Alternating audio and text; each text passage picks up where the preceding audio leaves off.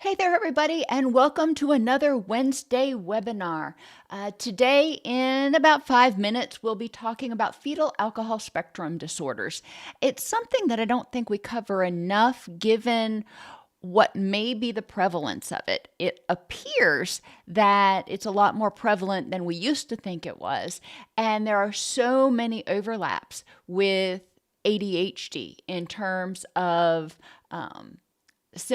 symptomatic issues that may cause someone to present in clinic. Hello, Adriana. Hello, Perez. Hi, Katrina, Jessica, Lisa, wonderful, and Bob.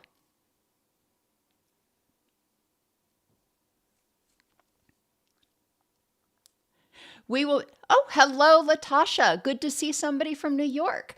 I am so happy. We just recently added, I guess it's been about 6 months now, added New York as one of our approved states. So I am really happy to see people from New York joining us to get their live CEUs. Hey, Claire, it's been a minute, I think. I don't always see everybody that comes in the chat room, but it's good to see you again.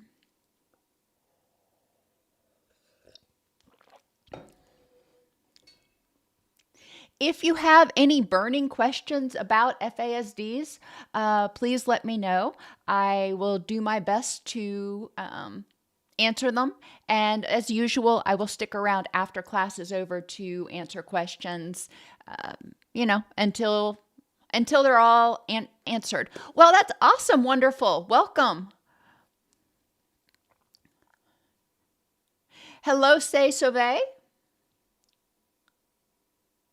It was interesting. I did a presentation on fetal alcohol spectrum disorders. I guess it's been about 6 years now since I recorded the last one, maybe a little sooner than that. But there's actually been a fair amount of research that's come out that was useful to update what we're talking about and really look at strategies to address what's going on. Hello, Jason. Always good to see you. Hello, Bob. Again. And again, thank you, Bob, for supporting the channel. That is so helpful. We have about 2 more minutes before we get started. If you have any other questions, necessarily FASD related, please feel free to, shout them out. I'll answer what I can before we get started. But I am really happy to see so many people here so early. Hello, Colandria. Welcome. I am glad to see you here. It's a very friendly group, which I'm really thankful for. I guess fetal alcohol spectrum disorders and counselor education just doesn't attract the trolls. But whatever the reason, I am really happy that you're here, and please feel free to ask questions. My moderator, Adriana, answers a lot of questions during the presentation, and then after the presentation, I will stick around and answer questions for as long as you'd like. Hello, Christina. Oh, we're in that final minute countdown here. The 10:59 to 11 countdown, that minute always seems to take forever, but it's kind of like watching water boil, I suppose. Hello, Nancy. Maryland is another one of those states that requires live CEUs, so I'm always glad to be able to be of service to y'all that are in Maryland, New York, Utah, Alaska. Yeah, I was surprised that Alaska requires live CEUs, considering how remote some of their areas are. But I digress. Nobody asked me. All right, let's go ahead and get started.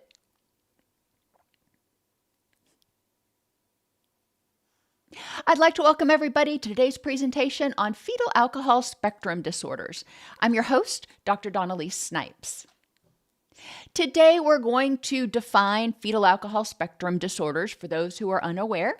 We will identify the prevalence of FASDs, identify areas of overrepresentation of people with FASDs, explore the impact of them on the person and intergenerationally, Because, yeah, unfortunately, we do see FASD in families, partly because of the consequences of an FASD, and we'll look at that in a few minutes.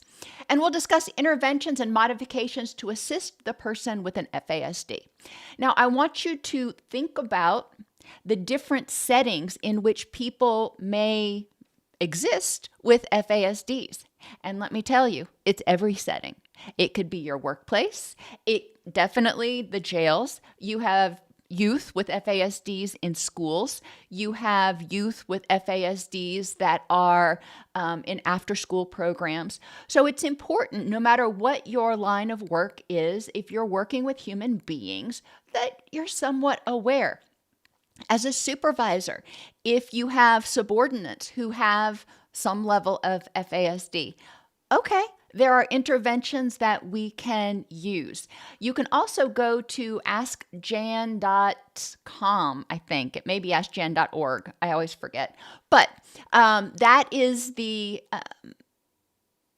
Reasonable Accommodation Network. And if you have questions that for a particular employee about reasonable accommodations that you may be able to or required to make, you can go there and get some resources. And hopefully I'll provide you some today that are also useful. FASDs are a disorder that occur along a continuum, along a spectrum, hence the name fetal alcohol spectrum disorders. In the DSM-5 TR, it's diagnosed as neurodevelopmental disorder prenatal alcohol exposure, or NDPAE. Why we can't just call it FASD, I don't know, but we don't. Fetal alcohol spectrum disorder has a range. You have fetal alcohol syndrome, partial fetal alcohol syndrome, alcohol-related neurodevelopmental disorder, and alcohol-related birth defects. Ultimately, as I say in a lot of my videos, the label doesn't really matter. What we want to look at is the individual and what strengths they have, in addition to what other challenges they might face that we can help them mitigate. Fetal alcohol spectrum disorders are frequently misdiagnosed as attention deficit hyperactivity disorder because their symptom profiles often overlap, particularly with traits like hyperactivity, impulsive behavior, poor organization, time blindness, and attention difficulties. So you're looking at FASDs and you're going, oh my gosh, so, how do you differentiate? Well, it's part art, part science. Some differences between FASD and ADHD. FASD affects about 1 in 20 children in the US. All right, let that sink in. So think of a classroom. You've got 20 kids in the classroom. One of them may have an FASD. And they may not be in a special education classroom. They may not be in sequestered. Hopefully they're not. Hopefully we've been able to mainstream. But it's important to recognize that FASDs are prevalent. ADHD, on the other hand, affects about 1 in 10, or twice as many children. So most children with a fetal alcohol spectrum issue will have a diagnosis of ADHD. It's about 85%. But not all children with ADHD have fetal alcohol spectrum issues. So a person can have ADHD all by itself. And of course, we need to address it. But the person who has FASD and ADHD will require some slightly different interventions. FASD does not have specific treatment options, i.e., your stimulants like methylphenidate are not going to help with the FASD part of what's going on. Now, it may help if the person has concurrent ADHD. The psychostimulants may help with the ADHD symptoms.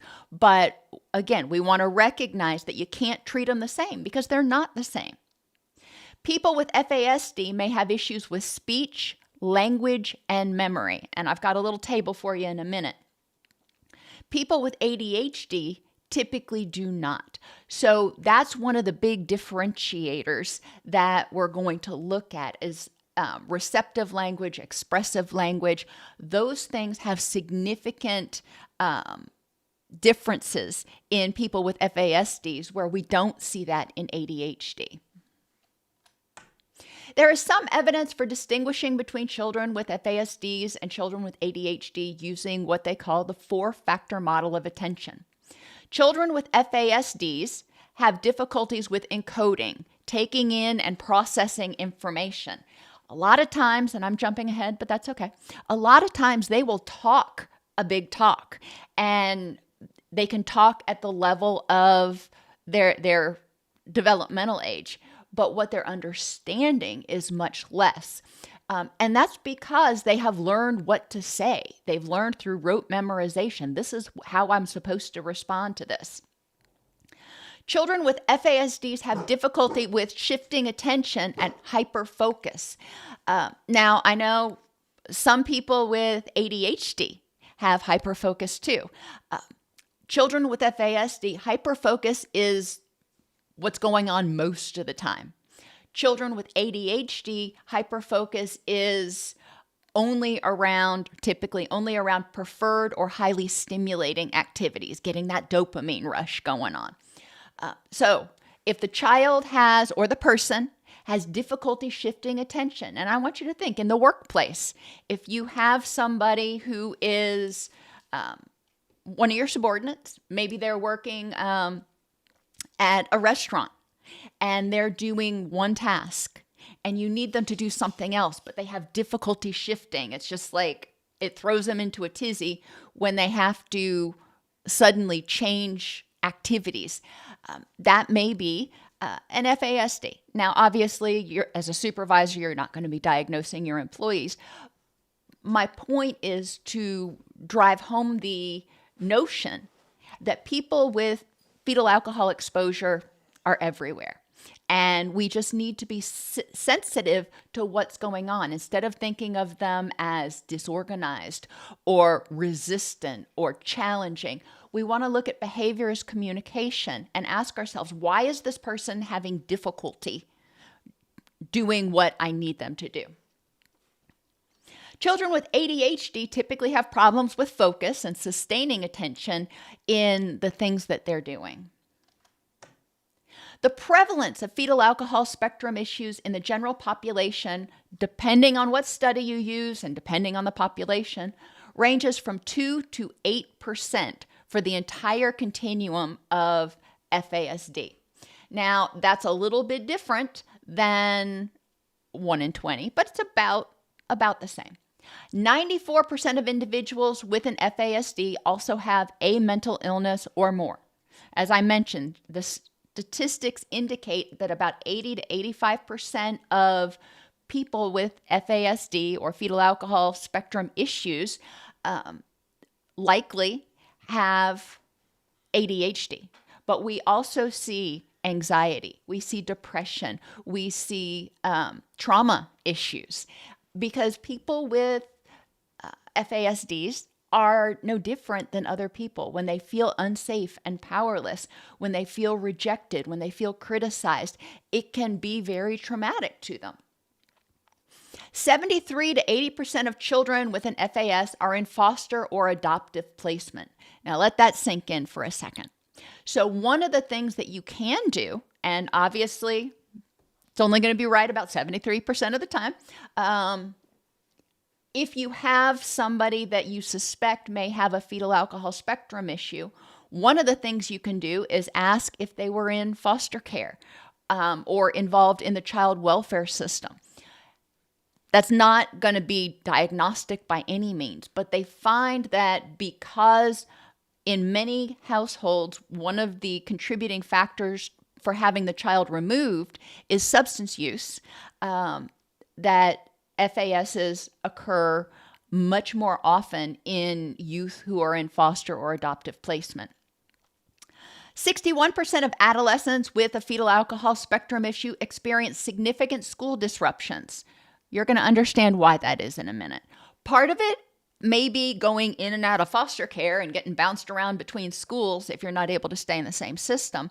But school disruptions can also be because of behavioral issues or difficulty in succeeding in our neurotypical school system. 60% of people with an FASD have a history of legal issues. So 40% don't. They haven't been involved with the law at all, but 60% do. All right, well, that's interesting. So we may want to look at youth in foster care or in the child welfare system, and people who, especially youth, who have gotten involved with the criminal justice system early. We may start wanting to look at that as a clue that maybe there's something else going on and that can be remediated, that can be mitigated in order to empower these people to live their richest and highest quality of life. Nearly 1/3 of people who are incarcerated, I know, let that sink in, 1/3 of people who are incarcerated have a fetal alcohol spectrum issue. That is a lot. And when we get to some of the characteristics in a minute, get out of these statistics, it's going to kind of drive home why it's so important for corrections officers, for police officers, for child welfare caseworkers, teachers, therapists, doctors, nurses, anybody who works with a human being to be aware of fetal alcohol spectrum issues. Because in criminal justice systems, jails, prisons, etc., the person with the FAS or FASD may have more difficulty surviving without interventions. 12.8 is the average age children with an FAS begin having trouble with the law. So just before 13 years old, we start seeing youth with FASs start having problems with the law. Why is that? Well, 12.8, that's when the youth start spending more time out on their own. They're not as dependent on caregivers for everything. So they're going out, they're back in my day, going out riding their bikes and doing that kind of thing. But they are not spending as much time in the house with their primary caregiver. Okay, this is the chart I've been telling you about. When you have someone with an FAS, just like with autism, every person with a fetal alcohol spectrum issue is unique, is individual. We can't say that this particular chart is true for every 18-year-old out there with a FASD. We can't. We can't even say it's true for half of them. But we can say that we know that depending on where they are on the spectrum, there may be more or fewer challenges in some of these areas. So a chronological age of 18, physical maturity, 18. So you've got this 18-year-old strapping young person just bebopping along. Developmental level of functioning, 9. So 9 years old is about 3rd, 4th grade. 18 years old, graduating from high school, 9 years old, 3rd or 4th grade. So you can see already where there might be problems if the person is in an adult environment like a jail or a prison or a workplace or even a treatment center, and they have an FAS. Their daily living skills are at about an 11. Why are they higher? Well, because daily living skills are relatively easy for them to eventually learn, to be able to do, to get up, to brush their teeth, to cook, go shopping. Now, they're not going to probably be world-class chefs or something. They may, but the basic activities of daily living are at about the age of an 11-year-old. Expressive language is often learned. As I mentioned earlier, we learn how to respond to people kind of by rote in many of our cultures. Somebody says this to you, you say that. They say, "How you doing?" You say, "I'm just fine, thank you." most people don't even think about it because they know that the person asking probably doesn't really want to know.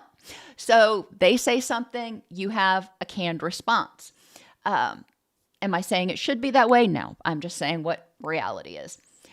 Expressive language can be learned. So a lot of youth with FASs may actually have a higher level of expressive language than their chronological age. They maybe because they're spending more time with adults, they don't feel like they fit in with their peers.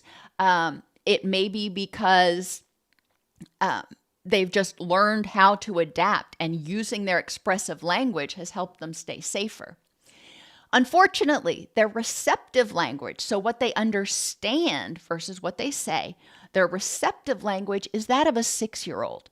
That is first grade. So what they hear and they interpret and they understand is much different than what they say. So there can be a lot of confusion. And imagine how scary that is.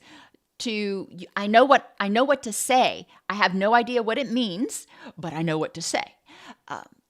The receptive language can be problematic because people with FASDs tend to be very gullible. They tend to not learn from their mistakes. They tend to be very, very easily manipulated, which again, school system, jail, foster care, all of these are places where there may be bad actors that want to take advantage of them. Treatment centers, same thing. We need to be cognizant of this if we are a caseworker or a therapist or even a caregiver working with someone with an FASD. Now, their artistic ability or other strengths may be off the charts, not savant-like necessarily, but off the charts. And they speculate that the parts of the brain that are disrupted by alcohol exposure are more in your money, time, comprehension, language area. But when it comes to artistic ability, those areas of the brain aren't impacted nearly as much. So this is one of their superpowers. In addition to that hyperfocus, which we can harness and help them use as a superpower, their artistic ability can be one of their superpowers, whether it is art or music or whatever works for them. For some, it may be physical activities. We want to encourage them to explore and find their strength, find their groove. Even people who don't have an FASD aren't strong in everything, but almost all of us have a strength. And we want to help them capitalize on that so they feel a sense of purpose. They feel a sense of belonging. They feel they can develop a personal mission. In terms of reading, now, expressive language is talking and receptive is hearing. Reading, when we decode what we read, they can pick up what they're reading at about the level of a 16-year-old. So, high school age, which is good. Partly because they can do it more slowly. They can do it at their own pace and they can decode what they're reading. They can read the words. Now, their comprehension, just like when they're receiving information, they're reading words, they're decoding it. They can read you Shakespeare if you give them enough time. But their comprehension of that information and understanding of what's going on is, again, at about the level of a 6-year-old. I'm not saying that they are, because of changes in their brain, as a result of exposure to alcohol, there are parts of their brain that are responsible for taking in all those words, whether they're hearing them or they're reading them, and making sense of them. And that area of the brain has been damaged. And we need to give people more time. And time and money concepts are at about the level of an 8. And I have in the PowerPoint hyperlinked the document that has this particular chart in it.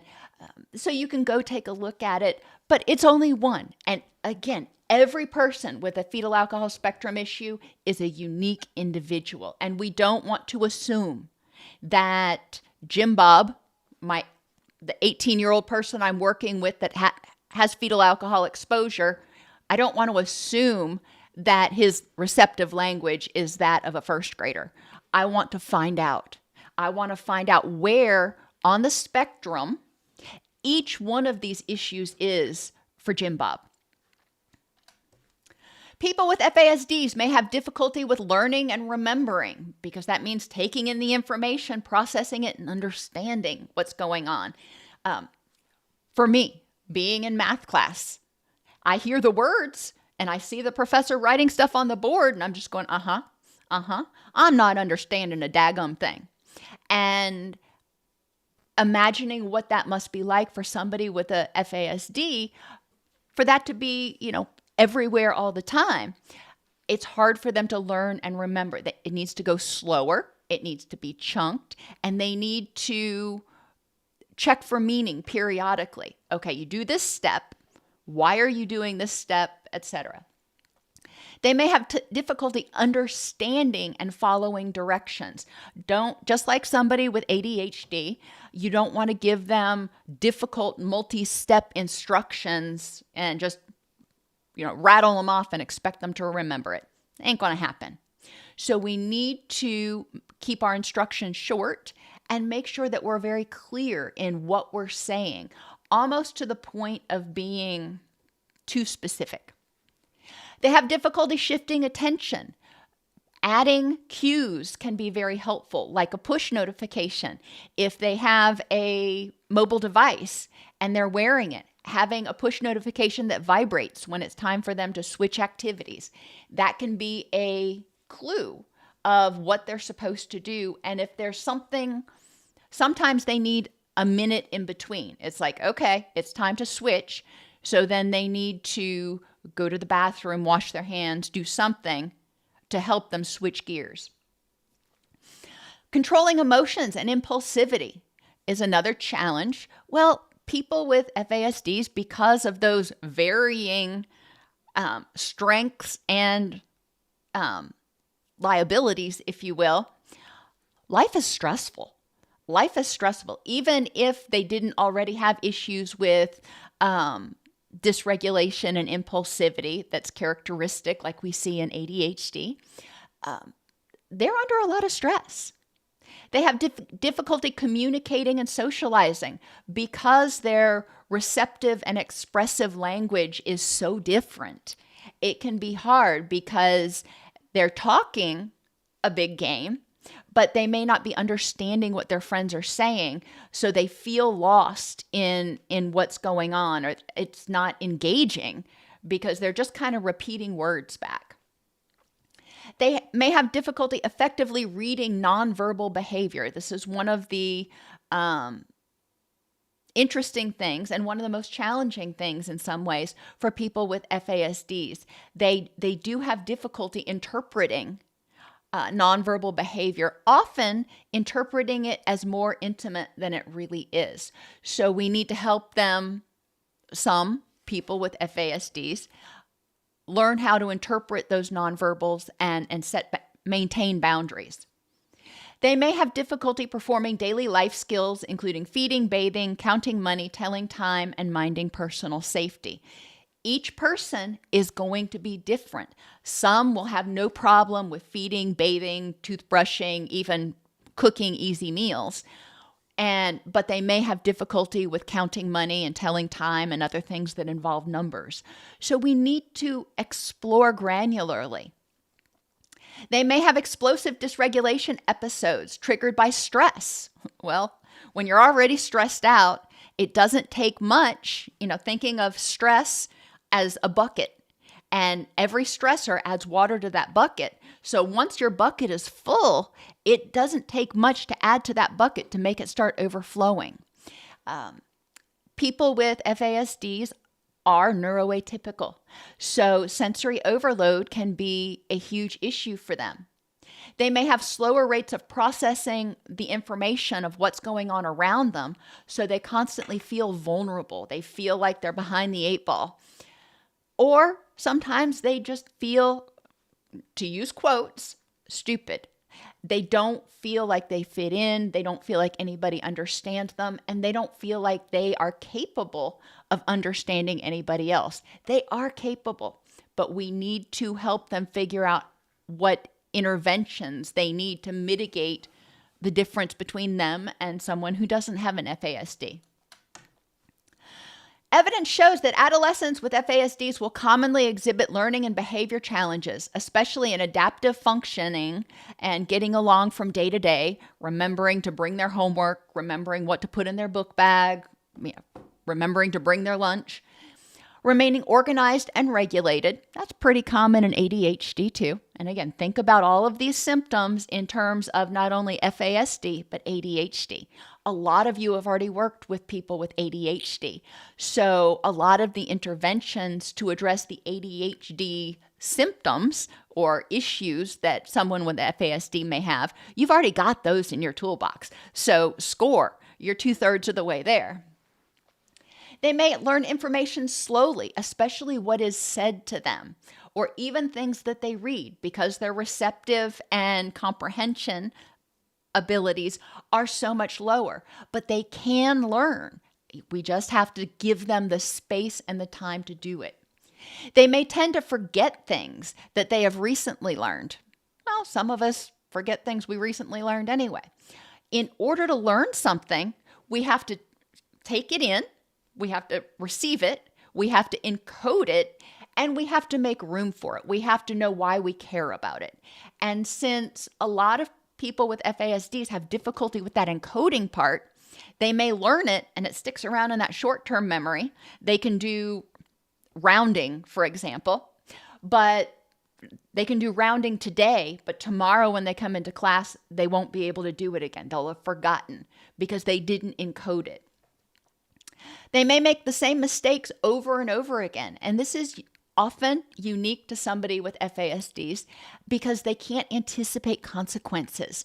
So they can't think of, well, when I did this before, when I put my hand on the stove before, it was hot and I got burned. So I probably shouldn't do that again. That just doesn't even occur to them. So helping them identify what they need to do to stay safe is important. Helping them identify ways to mitigate mistakes. So if you have somebody who tends to put their hand on hot stoves, what can you do to mitigate that? If they're not going to remember that, that's hot, put a cover over it. I had a cat that used to do that all the time. I had a little portable grill thing, and it would be cooling. And he would go and he'd put his stupid little paw on it. And then he'd burn his paw and I'd have to treat it and everything. But then he did it again. I'm like, Messy, really? What are you thinking? But we do want to recognize that sometimes it's just not going to click. That you can't go into a grocery store and get a candy bar and walk out with it without paying. That's going to get you in trouble. They may have difficulty with impulsivity and find it hard to inhibit responses. Just like people with ADHD, there is difficulty with that filter. Social communication, leaving out important details or being vague is very common. Why? Because they haven't internalized the details. When they're talking in generalizations because that helps them fit in. Those are the things that they memorized, basically. They're rote responses. They didn't memorize specific responses to specific issues. They are very suggestible and easily influenced by others, and they often have immature social skills, often being too friendly, trusting, and difficulty recognizing dangerous situations. So in terms of the members of the team, working with somebody with an FASD generally requires, especially in the early stages, generally requires a multidisciplinary team. There's going to be a case coordinator who is the single point of contact. They review history, current stability, assess needs of the individual and their caregivers. They help connect the person and the family to positive supports. And this can be a counselor, a social worker, or a case manager. There's going to potentially be a psychologist and speech language pathologist to assess basic and higher levels of brain functioning. Where are we in terms of receptive and expressive language? And what does this individual need assistance with? Then there are physical therapists, occupational therapists, and or vocational rehabilitation counselors that can work with the individual to help them assess motor and sensory issues, including sensory motor integration and balance and gait issues, which again can be a problem as a result of some of the neurological damage that was done by the alcohol. The physician assesses dysmorphology or facial changes and physical changes, neurological findings, and basic health determinants. They may also contribute to the behavioral health profile.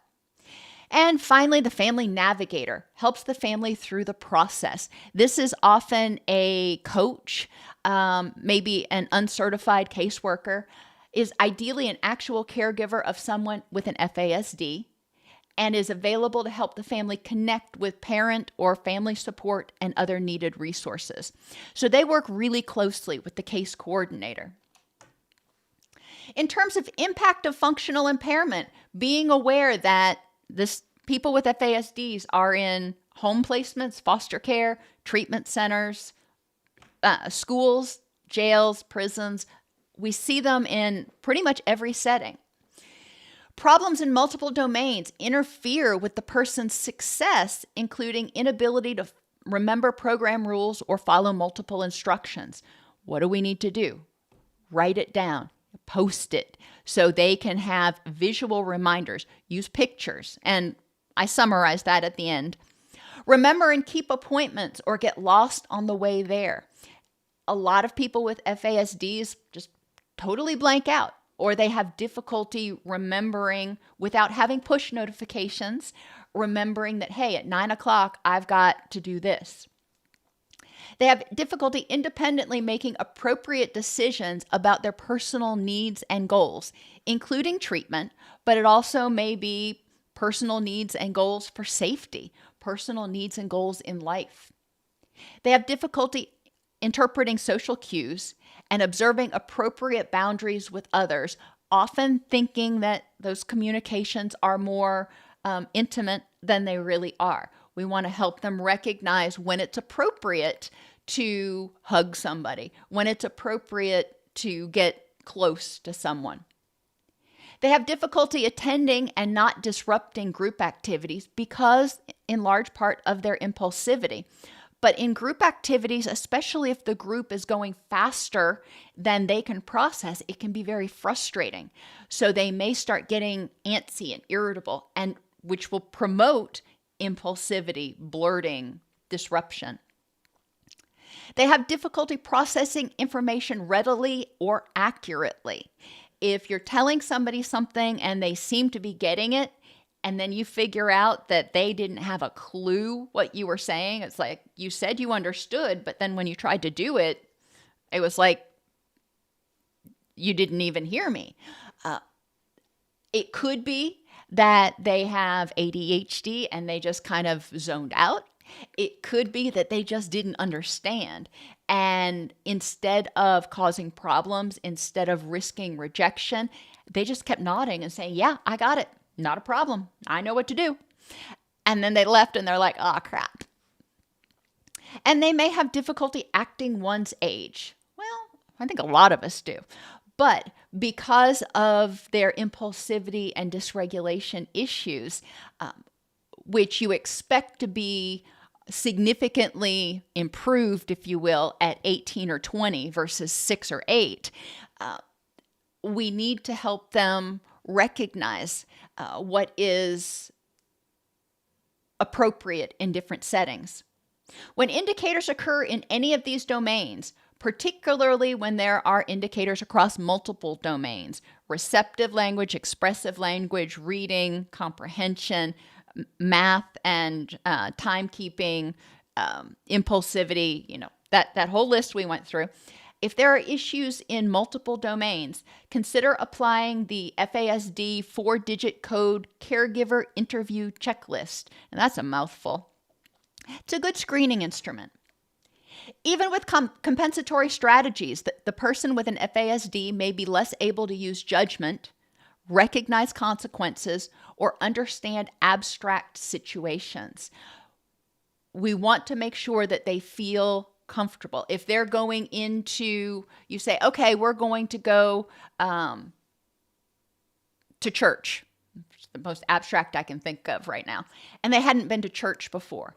In general, they may have difficulty understanding what is expected from them in this situation they've never been in. It's kind of abstract, not sure how I'm supposed to act, how I'm supposed to react. I mean, Baptist churches, Catholic churches, Protestant churches, they all have different ways of acting and different things that they do during the ceremonies. So it can feel very overwhelming. Social isolation and loneliness may drive the person to seek out any type of friendship, which can lead to victimization, because bad actors are very often super attuned to those who are vulnerable and easily manipulated. And again, impulsivity is an ongoing issue. We need to examine for the person. Is it impulsivity in actions? I think something and I do it. Is it impulsivity in words? I think something and I blurt, or all of the above. So what do? Make it safe. That's ultimately what we're going to talk about. Use short, simple instructions and clear language, avoiding complex sentences and jargon. I need you to take out the garbage now. Take the garbage out to the curb now. Simple, direct communication. If you have more than one thing you want them to do, either write it down, have a checklist available, or give it to them one at a time, especially for younger people. Maintain eye contact and gain the person's attention before speaking. Whether the person is distractible because of ADHD or they have hyperfocus and their brain is still on whatever they were doing 2 minutes ago, you need to get their attention. Eye contact can help. And for some that are further along on the spectrum, you may have to make eye contact and say, okay, are you ready to hear what I'm going to ask you? And have them acknowledge you. You ask them to do something, have them repeat it back to you. Now, obviously, that's for somebody who is way further down the spectrum. It's not for your people with what we'll call mild fetal alcohol injury. Break tasks or instructions into single steps, allowing time to process each one before moving on. Think about math class, doing long division. This is the first step. I've got to process it. Okay, let me do the first step. Okay, I did that. Now, what's the next step? Let me think about what that next step might be. Okay, let's do that next step. So it's important to slow down and take it step by step and make sure they understand, when appropriate, the whys for each thing. What is it that I need to do first? Why am I doing this? What is it that I need to do next? Why am I doing that? Repeat key information and check for understanding by asking the person to repeat or show what is meant. Use visual supports like pictures, charts, objects, or demonstrations when talking to them. So if you're explaining to them how to iron a shirt, then you are going to use pictures. You may have a pictograph of what you need to do. You get the iron out, you plug the iron in, you set up the ironing board. You be careful because the iron's hot, have a hot thing on there. And then you show them, this is what we need to do to iron and to avoid burning. There's actually a lot more to ironing than you would think. But anytime you can show them, tell them, show them, and then have them do it, walk them through it and say, okay, now I'm going to let you iron the next shirt. So what do you do first? And have them walk through it can be very helpful.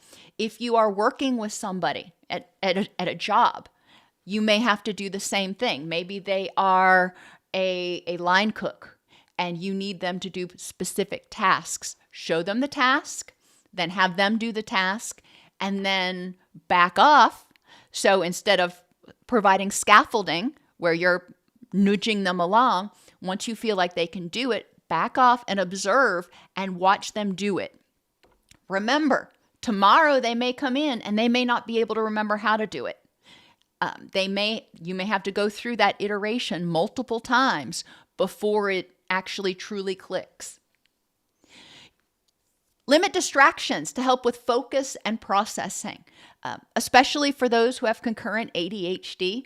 Limiting superfluous distractions. Get the dogs and the cats and whatever else out of the room, or their little brothers and sisters or whatever, before you start trying to go through something. Use written information such as agendas, step-by-step guides, or checklists, and ensure visibility. If there is a routine, maybe in treatment, you have a schedule. You have to be up and showered by 7. You have to be in the dining hall by 7:30. You have to blah, blah, blah, blah, blah. Post that on their door, on their wall, in their room. If they're in prison, post it in their cell so they know what is happening and when. And that helps them feel more secure, more empowered, because they know what's coming next or what should be coming next.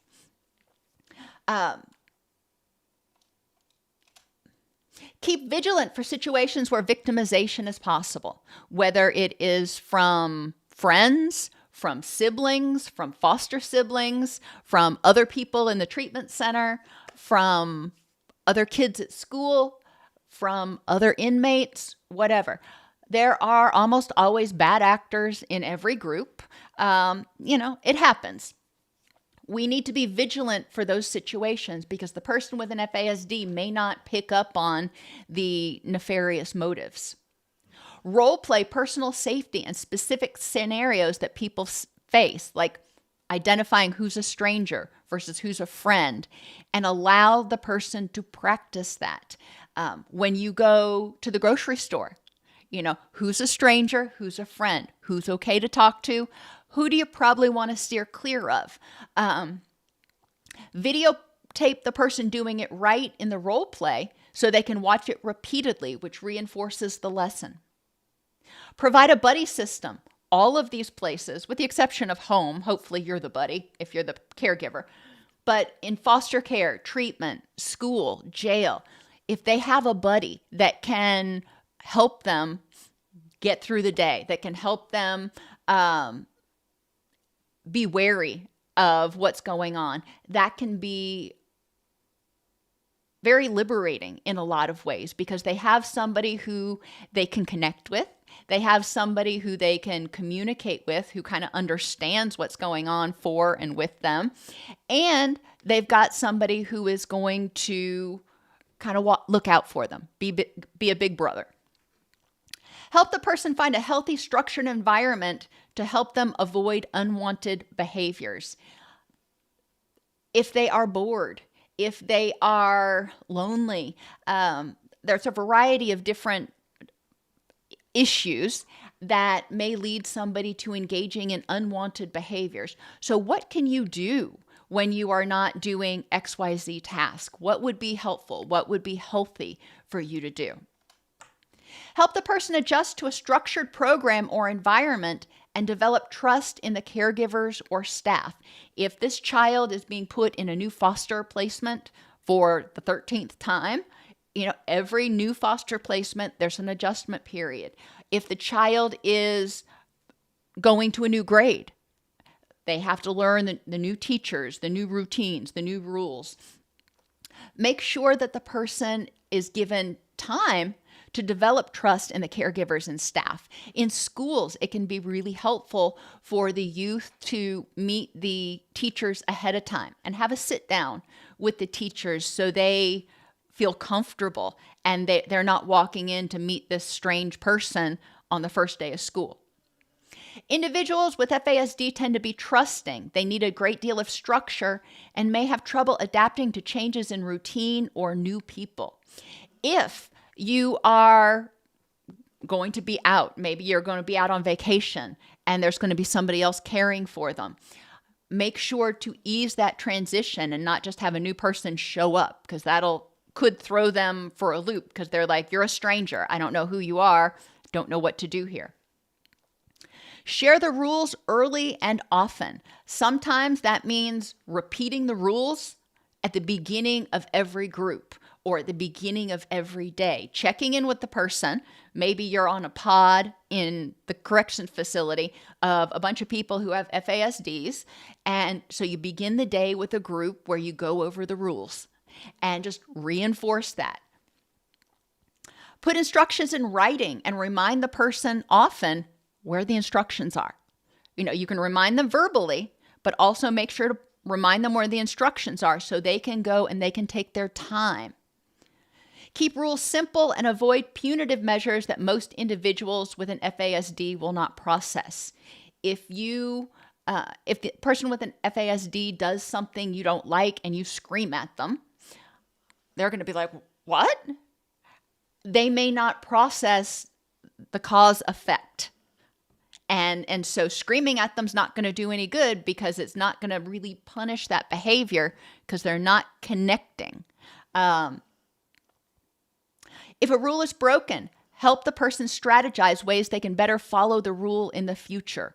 Impulsivity is a big one for this. Focus on all pieces of the person's life: physical, interpersonal, emotional, cognitive, environmental, and even spiritual. Not just the behavioral, substance abuse, or mental health issues. Focus on their strengths. Focus on empowering them. Focus on finding their superpowers, not just reacting to problems. Empower them with basic living and social skills, and help the person develop appropriate goals within the context of their interests and abilities. Every person is different, and finding what is meaningful for any individual is huge. It doesn't matter if they've got an FASD or not. That's huge for any person. Provide opportunities to role play or practice appropriate social behaviors in areas like impulse control, dealing with difficult situations like being teased, problem solving, and activities of daily living. For example, eating in a cafeteria. What is it you're supposed to do when you get your tray and you sit down at the table, and how are you supposed to act in these situations? How are you supposed to act if people are distracting you, if people are bothering you, if they're getting on your last nerve? Assume the presence of co-occurring issues. Include the person in any sort of treatment planning or modification. And this is, I would call it life planning, because a person with an FASD is likely going to have a plan to help them move toward their rich and meaningful life. We want to include them in that. We don't want to coordinate their life for them. We want to help them coordinate their life. Build family, caregiver, and caseworker meetings into the plan with a clear agenda. In schools, in treatment centers, in corrections facilities, having a caseworker involved can be huge in relieving some of the burden off of the teachers, off of the corrections officers, off of the people who weren't trained for this. So they can understand what's going on with Jim Bob, as opposed to in general what's going on in the pod or in the classroom. What is going on with this person right now? Why are they decompensating, or why are they withdrawing? We must recognize, especially if we're working with the families, that many family members may also have FASDs. Why is that? Not connecting the behavior to the consequence. A lot of birth mothers who have FASDs may not connect, even though they hear the words, you shouldn't drink when you're pregnant, they may not connect that. They may still drink when they're pregnant. Even if they connect that, the lack of impulse control in some ways may put them at higher risk of consuming alcohol while pregnant. So we do want to recognize that. Okay, so there is a greater preponderance of if you have a child with an FASD, there's a good chance, not, I can't give you exact numbers, but there's a good chance that their caregiver, their birth mother, may have also had an FASD and impulsively consumed alcohol. All right. Why do we need to care? Well, because the caregiver, if they also have an FASD, guess what? They're not going to respond well to complex instructions. They're going to have difficulty implementing a multi-step treatment plan. They are potentially going to be able to talk like they understand what's going on, but they're not really understanding much of what you say. So you see how this can get challenging when not only do you have a child with an FASD, but you also have a caregiver whose receptive language and reading comprehension is very low. We need to plan for that. We need to be aware of that and figure out, okay, if that's the case, how do we approach it? How do we structure our interventions with this family to make sure that the caregiver is able to meet the needs of the child? Incorporate multiple approaches to learning, such as auditory, visual, and tactile. Have them read about it, talk them through it, and have them actually do it themselves. Use multisensory strategies like drawing, painting, or music to assist in expression of thoughts and feelings and take advantage of skills that these individuals have. FASDs often impact the left hemisphere regions and specific temporal and frontal language areas, but a lot of those creative areas, not so much. So, okay, let's help the person figure out how to express themselves this way. Consider sensory issues like light, smell, and sound. Individuals with FASDs can be very sensitive to any of those stimuli, or in some cases, hyposensitive, not sensitive enough. So they may touch something hot and it doesn't even register because they don't perceive it as hot. Sensory processing disorder results from inefficient integration of sensory signals, leading to exaggerated or diminished responses to stimuli, and is often present in FASD. So we want to recognize this. Not only may they respond differently to lights, smells, and sounds, sometimes they may feel like they can't feel themselves in space. Their proprioceptive abilities are off. They feel like they're floating or something.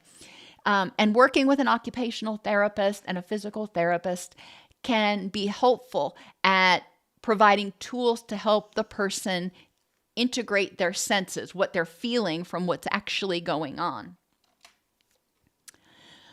Set appropriate boundaries with your clients or your subordinates who may have an FASD. Because of social communication problems, they may breach boundaries by making inappropriate comments, asking inappropriate questions, or touching the counselor or caregiver inappropriately. It's often not meant maliciously at all. They just don't understand why it's inappropriate. Have the person walk through the rules and expectations and demonstrate expected behavior, especially before introducing them to new situations. In terms of memory issues, people with FASDs may be able to repeat rules, but not truly understand them or be able to operationalize them. I understand I'm not supposed to hit. Okay, that's one of the rules. Don't hit. Okay. But I don't really understand what that means, and I don't understand when that applies. So what does it mean not to hit? What is hitting? Trying to understand what that word is. You say don't hit, I won't hit. What does it mean to hit? Limit the number of rules and review them repeatedly, and role play different situations in which the person will need to recall the rules. Switching classes, going when eating, when in public places. There are a lot of different situations. You can also have picture books that have examples of this, like a picture of grandma and pictures of grandma's house. When you go to grandma's house, you don't touch these things. And so they recognize it. Use charts and reminders, and again, if you want people to remember things, minimize distractions. Allow the person to get up and walk around if they start feeling restless. They may start feeling stressed out because they're getting cognitively overloaded or feeling overstimulated or understimulated. Okay, if they need to get up and walk around, that's fine. Use concrete representations like marking on the floor to show the concept of boundaries. This is the red line. This is where you stop and where I start. Use Legos to represent each person, water to represent energy, symbolic charts or alarm reminders for routines. That can be super helpful. Those alarms are huge. And again, role play, role play, role play. Every single situation, you're getting ready to go to the doctor. Before we go, let's role play that. What's that? What's going to happen? You're getting ready to go grocery shopping. Okay, let's role play that. What are we going to do? What's going to happen? If you are working in a group, make adaptations for the whole group to avoid singling out the person. So if you've got somebody who's mainstreamed, but they need particular adaptations, they need you to break the instructions down a little bit more granularly. Do it for the whole group instead of teaching in general concepts and then going over and identifying, singling out the person who needs more granular steps and going through it with them, because then they're going to feel highlighted. If medication is used, simplify medication schedules and provide support.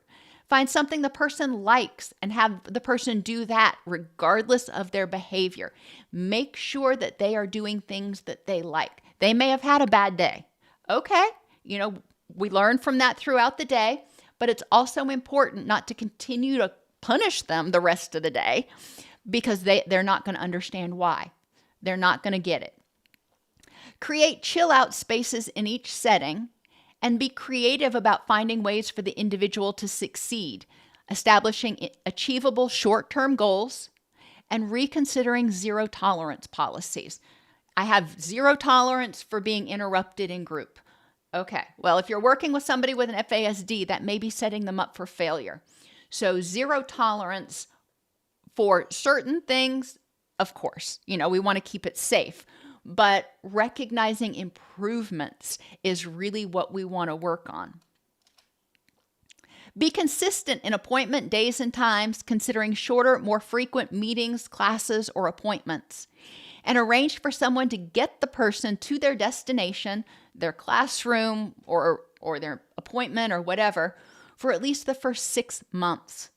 After that, they may be able to remember that every Tuesday at 9 o'clock, they're supposed to do this. Use open meeting times if necessary. That rarely works for most of y'all's schedules. So just having basically a drop-in that, all right, on Thursday, you need to show up. That's probably not going to work for your schedule, but it's a suggestion. And send text reminders with permission. Have pictures of the counselors and staff on their office doors and badges, because the person with the FASD is going to be better at remembering faces than names. Identify buddies to ensure the person gets to appointments and meals. Identify persons who are not helpful and help the person with the FASD remember who those are. Program important numbers and reminders into their cell phone and put a master chart on their wall. Assess comprehension on an ongoing basis and ask the person to summarize what you've said, but also do it. Because remember, they can summarize a lot. They can say, you just said to do this, this, and this. All right, do you know what that means? And review important materials such as rules at each session. Don't assume that a person is familiar with a concept or can apply it simply because you've reviewed it multiple times or because they say they can. Make sure that they actually can. Have them role play it. Have discussions that explore their understanding and avoid using metaphors, similes, idiomatic expressions, proverbs, or sarcasm because they're not going to get it. Highlight the person's strengths. A common theme that caregivers need to be attentive to is their feeling of vulnerability and powerlessness. This can be reflected in the person undervaluing their own competencies, viewing others' needs and goals as more important than their own, inability to obtain nurturance and support for themselves because they're having difficulty communicating what they need in a way that other people understand, feelings of depression, anger, and frustration about their lives and what's going on, and low expectations for their own success. Women with FASDs may fear becoming like their mothers, so we may have to process this transference issue with them. People with an FASD also may struggle with forgiveness of their birth mother and have to work through that in treatment. Reassure people that they are not responsible for their disability and that there are strategies to help them move toward a rich and meaningful life while educating them about the science of their condition. Expect to repeat things many times in many ways. Encourage the use of a written journal or goal sheets. And realize that there is no one set approach, not only between people, each person is unique, but what may work for Jim Bob in January may not work in March. So we need to be flexible and fluid. Millions of people in the U.S. are on the fetal alcohol spectrum, and many of them are in your schools and workplaces. You just don't know it because they've learned to adapt. It's especially important to screen those with ADHD diagnoses and those with a history of being in foster care for undiagnosed FASDs, which may significantly alter their treatment or management protocol.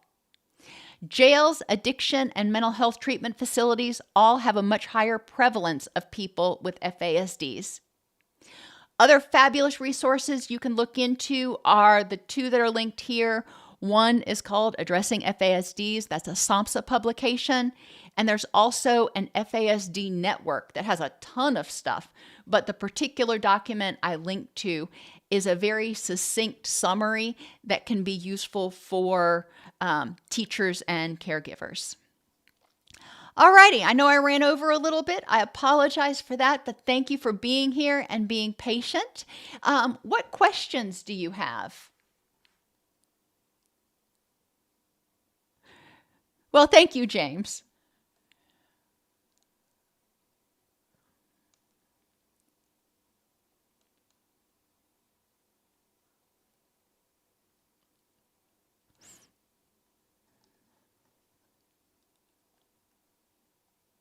There are a lot of people who may have a sibling with an FASD and they don't, and they may not understand what's going on.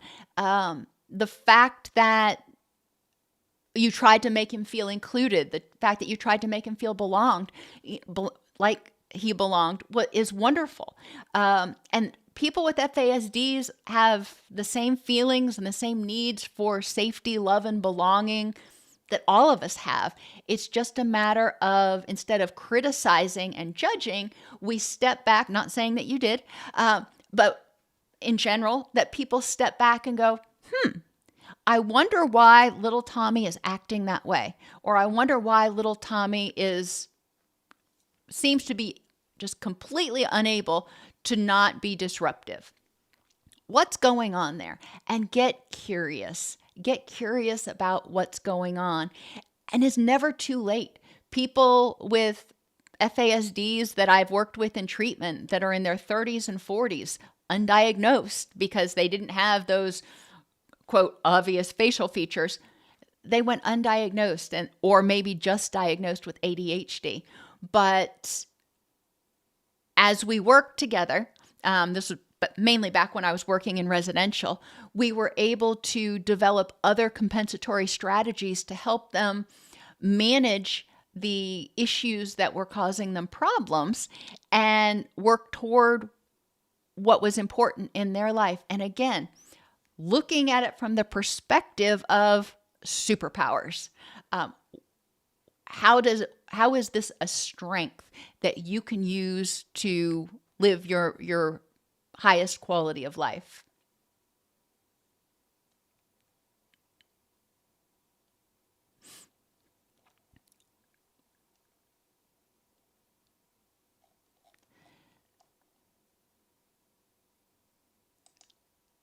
Alrighty, everybody, have a wonderful rest of your week. I hope it is beautiful this weekend, wherever you are, and I will see you next Wednesday. Oh, we do have a live workshop on working with older adults. It's a 6-hour workshop on Friday. You can go to allceus.com/agingwell if you're interested in attending that workshop. If you can't attend the live, I get it, short notice. I will be publishing the videos from that workshop over the next couple of weeks. So anyhow, have a great day. Take care, everybody. I will see you next week.